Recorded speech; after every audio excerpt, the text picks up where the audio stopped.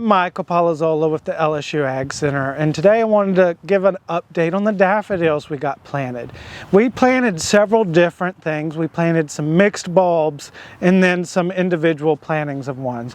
And you can look at our mixed bulbs that we have certain ones that seem to be blooming right now.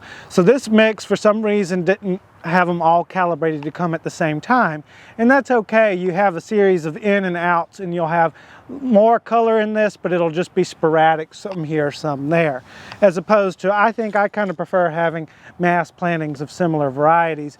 That way you have good blooming at the different times. So I tried to get different colors and form combinations so you could see what's available.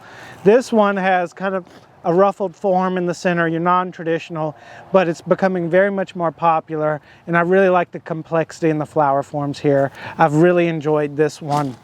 It's been very healthy and vigorous. And this one here, named Blushing Lady, I love how it has that peachiness to it. So there are some new novel colors in there that you can find if you have something you're looking for in particular. Now this one I wouldn't recommend necessarily for everyone, but I like its miniature habit. It may get lost in a landscape, so you may want to use this one in a border for a particular purpose if you are using it in landscape, and just kind of watch after it, or use it in a pot kind of like this.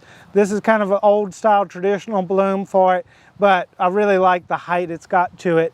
You can mix and match this if you are wanting to have a mixed arrangement and just get some interesting differences in your height there. So there's a lot of different things to look like in daffodils. We're going to let these keep going. I've been fertilizing them regularly to keep them happy, growing vigorously. We're going to want to keep them happy as even as the blooms go away. You want the greenery there. You want them to collect a bunch of sunlight and carbohydrates and the nutrients from the fertilizer, bring that back into the bulb, may even increase some of the bulbs we have, and ultimately have them perennialize much better. I'll probably, in the middle of the summer, that's why I like having them in the pots, move them to a more shady location, and I expect at some point not even to see much. I'll mulch them in by that time, maybe repot them if they've gotten a little bit too thick, or just to refresh the substrate. But as we're going, these are right on track.